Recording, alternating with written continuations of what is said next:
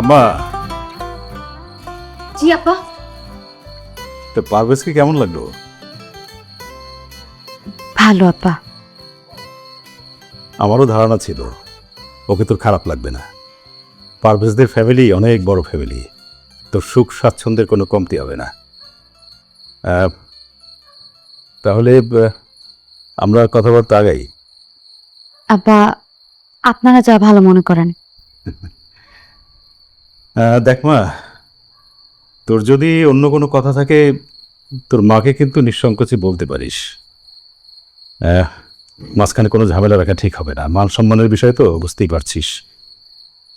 তুমি ওকে জিজ্ঞেস করো যদি কোনো কথাবার্তা থাকে বলো তো। আচ্ছা ঠিক আছে।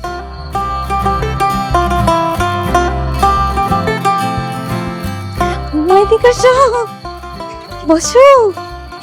এই দেখো। আল্লাহ, দামি মনে হইতেছে। কত দাম রে? হ্যাঁ আম্মা, এটা তো আইফোন। আমি শুনছি 1,00,000 টাকার উপরে। তো টাকা। আল্লাহ, খুব সুন্দর, খুব ভালো হয়েছে। আমার যে কি ভালো লাগতেছে আম্মা। এত দামি একটা গিফট দিছে তোরে। মাশাআল্লাহ, মাশাআল্লাহ। আমার খুব ভালো লাগতেছে আম্মা।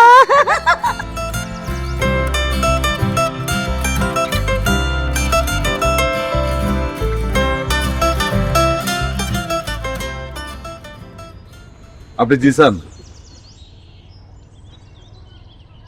হ্যাঁ, আপনি? আমার আপনি চিনবেন না, তারপর আমি আমার পরিচয় দেব। তার আগে বলেন আপনি নুসরতের পিছনে লাগছেন কেন?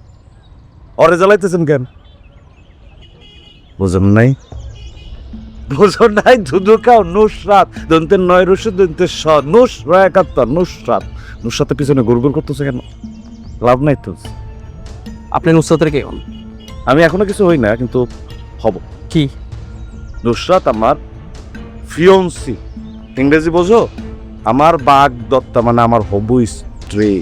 ওরে আর জ্বালানো যাবে না। আপনি কে? আপনার আমি চিনি, আর আমি নুসরাতকে ভালোবাসি, সেও বাসে। নুসরাত আমার এইটা বাসে, তোমার মদত। আমি পারভেজ গং, যেটুক বোঝায় গেছি এইটুক যদি বুঝো ভালো, না বুঝলে একদম ফাইডা চলাবা না, ইটের বাটাই দিয়ে পড়ায় দিই। বুঝলে বুঝপাতা, না বুঝলে শনি যে চতুর্দিক দিয়ে ঘুরতেছে এই বুঝপাতা বুঝে যাবা তুমি। চোখ দূরে জংশ হয়ে থাকতে না, অনথায় যেন মজা।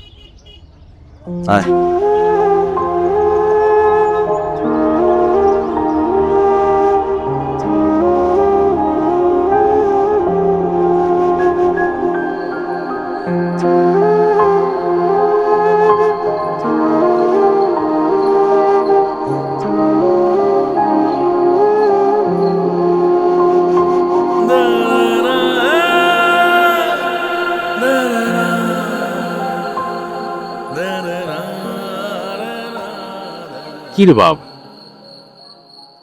সারাদিন কই আসছিলি? হ্যাঁ, তোর জন্য আমি কত চিন্তা করতেছি। কোন ধরশোনা কি হয়েছিল?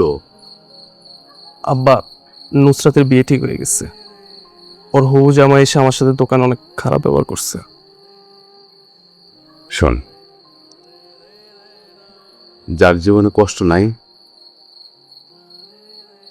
তার জীবনে কোনো মূল্য নাই, ঠিক আছে রে? কে কি করলো না করলো এটা তুই কিছু মনে করিস না। তুই নুসরাতের কাছে যায় জিজ্ঞেস কর, দেখ ও কি কয়, ঠিক আছে? চল ঘরে চল। আব্বা আমি আস, তুমি যাও। আবার কই যাস? এখানেই আছি, তো হাঁটাহাঁটি করেছি। আচ্ছা ঠিক আছে, বেশি দূরে যাইস না।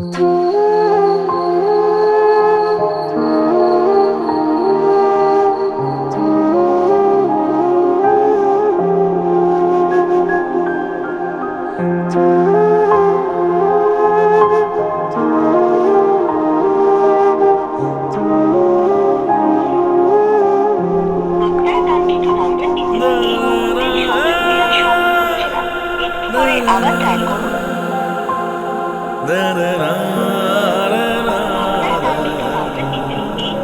সংযোগ দেওয়া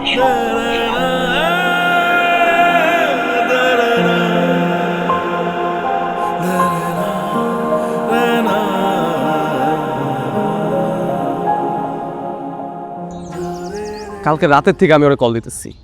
আরে বাবা এত অধৈর্য ছোস কেন? ওই তো আইবো, ফোন ধরছে না, ধৈর্য ধর। আর ওর বাসায় মা বাপ আছে, ও মা বাপরে ম্যানেজ করে তো আইতে হইব, তাই না? একটু ধৈর্য ধর।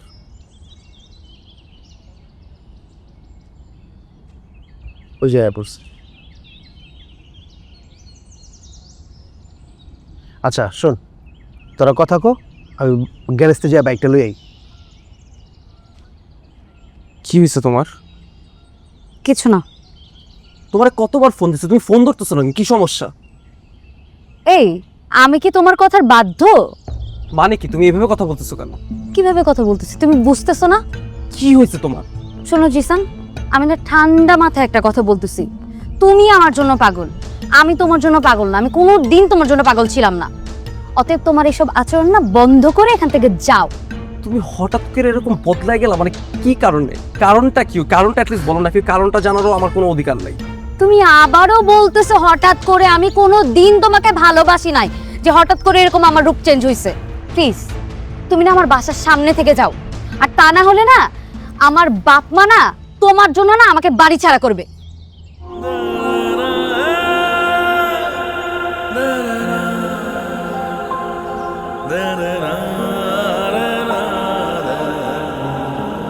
নুসরাত, নুসরাত,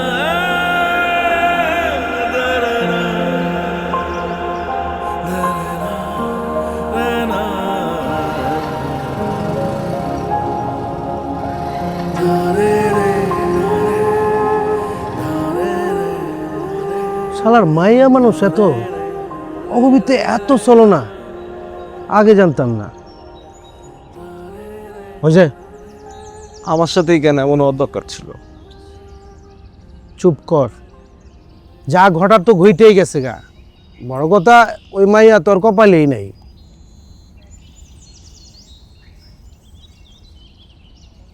দোস্ত, তুই শেষবারের জন্য আমার জন্য একটা কাজ করবি?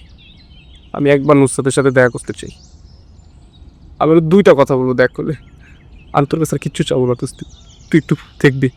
আচ্ছা বুঝছি, দেখতেছি, টেনশন করিস না। আয় চল।